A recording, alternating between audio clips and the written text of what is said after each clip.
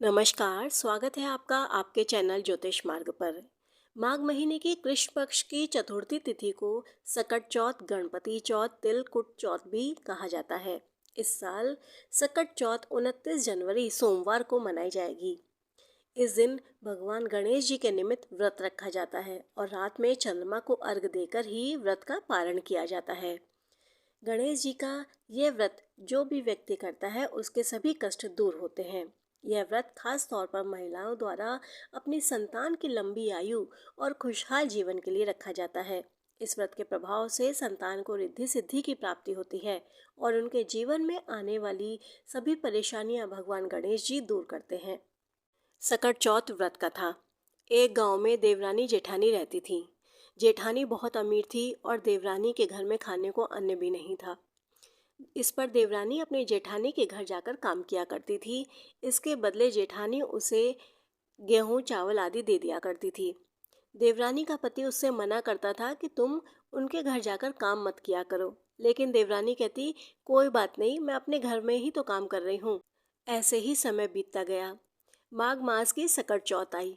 उस दिन देवरानी ने भगवान गणेश जी का व्रत रखा और देवरानी ने जेठानी से कहा कि दीदी, आज आप मुझे कुछ अन्न या कुछ पैसे दे दो जिससे मैं भगवान गणेश जी के लिए कुछ भोग का सामान बना सकूं। इस पर जेठानी बोली, तेरा तो रोज का यही काम है, कुछ ना कुछ मांगने चली आती है। मेरे पास कुछ नहीं है, जा अपना काम कर। देवरानी ने सारा काम खत्म किया और अपने घर आ गई। वह बहुत दुखी थी। उसने ये बात अपने पति को बताई। उसकी बातें सुनकर पति बहुत गुस्सा हुआ। वह बोला, मैं तो पहले से ही तुझे मना करता हूँ कि वहाँ जाके काम मत कर, और आज तूने उनसे पैसे मांग लिए और उन्होंने तेरी बेइज्जती कर दी। उसके पति को बहुत गुस्सा आया। उसने अपनी बीवी को बहुत पीटा। बेचारी पूरे दिन निर्जला उपवास रखने के कारण बेहोश सी पड़ी रही। शाम को उठी। उसने देखा कि घर में एक कोने में बथुए का साग रखा है। सूखा सा साग उसने लिया और उबाल दिया। भगवान गणेश जी की पूजा करके वह फिर से सोने चली गई। रात हुई 12 बजे। उसके घर में किसी ने दरवाज़ा खटखटाया।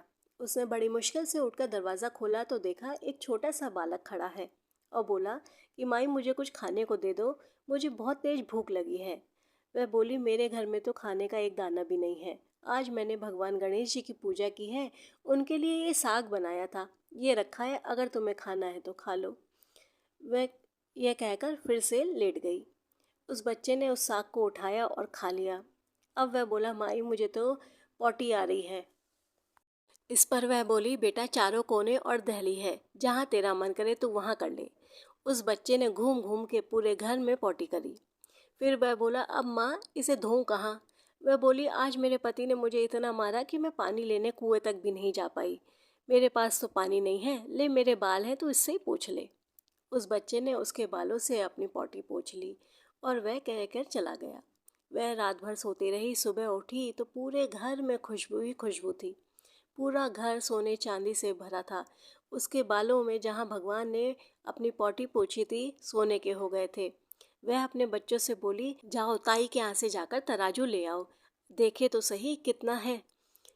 जब बच्चे ताई के यहाँ पहुँचे तराजू लेने तो ताई को बड़ा आश्चर्य हुआ कि कल तक तो इसके घर में खाने को एक दाना नहीं था, आज इसने बच्चों को तराजू लेने के लिए भेजा है, देखूं मैं भी क्या तौलेगी। उसने तराजू के नीचे चुंबक लगा दी। जब देवरानी ने सोना चांदी और अशर्फियाँ तौली तो एक अशर्फी चुंबक में चिपककर जेठानी के घर चली गई। जेठानी को बड़ा आश्चर्य हुआ कि रातों रात इसके घर में अशर्फियाँ कहाँ से आ गईं। जब देवरानी जेठानी के घर गई तो जेठानी ने देवरानी से पूछा कि कल तक तो तुम्हारे घर में खाने को दाना नहीं था, आज ये अशर्फी कहाँ से आ गई। तब देवरानी ने कहा कि दीदी, कल मेरा गणेश चौथ का व्रत था, इसीलिए मैंने तुमसे पैसे मांगे थे, और तुमसे पैसे मांगे ये बात सुनकर तुम्हारे देवर ने मुझे बहुत मारा। इस पर देवरानी ने सारी कथा जेठानी को कह सुनाई। जेठानी ने मन ही मन सोचा कि अब की बार माघ मास की चतुर्थी का व्रत मैं भी रखूंगी, और पूरे साल वह माघ मास की चतुर्थी का इंतज़ार करती रही। जब माघ मास की चतुर्थी आई तो उस दिन उसने अपने पति से कहा कि आज आप मुझे बहुत मारो। उसके पति ने कहा, तू पागल हो गई है, मैं क्यों मारूं तुझे। वह बोली, नहीं, आज आप मुझे मारो। उसके पति को गुस्सा आया। उसने कहा, ले तेरा मन है तो मैं तुझे आज बहुत मारूंगा।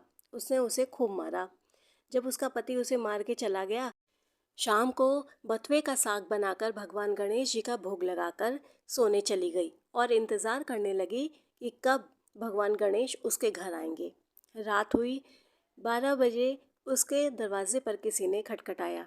वह जल्दी से उठकर गई और दरवाज़ा खोला तो देखा कि सामने एक बच्चा खड़ा है और बोला, माई मुझे बहुत तेज़ भूख लगी है। वह बोली, मेरे पति ने आज मुझे बहुत मारा है तो मैंने तो आज बथुए का साग ही बना दिया, लो तुम इसे ही खा लो। वह बच्चा खा लिया। उसने बोला, माई अब मुझे पॉटी आई है। वह बोली, चारों कोने और एक दहली पड़ी है, कहीं भी कर ले बेटा। उन्होंने ढेर सारी पॉटी पूरे घर में कर दी। अब इस पर वह बोला, लाओ माई मेरी पॉटी धुला दो। तो वह बोली, आज मेरा पति ने मुझे बहुत मारा है तो मैं पानी नहीं लाई, तुम मेरे बालों से ही अपनी पॉटी पोंछ दो। सुबह उठी तो देखा घर में बदबू ही बदबू, चारों तरफ पॉटी ही पॉटी, उसके बालों से भी बदबू आ रही थी। जब उसके पति ने यह देखा तो वह बोला, कल तो मैंने तुझे ज़बरदस्ती मारा था, आज मैं तुझे ज़रूर मारूंगा। और उसके पति ने उसे खूब मारा। उनकी आवाज़ें सुनकर देवरानी उनके घर आई। देखा तो पूरे घर में बदबू ही बदबू। वह पूछी, दीदी ये क्या हुआ? तो जेठानी बोली कि तूने ही तो कहा था कि भगवान गणेश जी आएंगे और पॉटी करेंगे, मैंने भी वैसे ही किया। तो इस पर देवरानी बोली, दीदी मेरे घर में तो कुछ नहीं था, तुम्हारे घर में तो सब कुछ होते हुए भी तुमने सिर्फ बथुए का साग बनाकर भगवान को भोग लगा दिया, इसीलिए भगवान ने तुम्हारे साथ ऐसा किया है। इस दिन भगवान गणेश की जो सच्चे मन से पूजा करता है, उनका भोग लगाता है, भगवान उनके सभी कष्ट दूर करते हैं। इसीलिए माताएं अपनी संतान और परिवार के सौभाग्य के लिए सकट चौथ का व्रत करती हैं। कथा अच्छी लगी हो तो चैनल को सब्सक्राइब और वीडियो को लाइक ज़रूर करिएगा। धन्यवाद।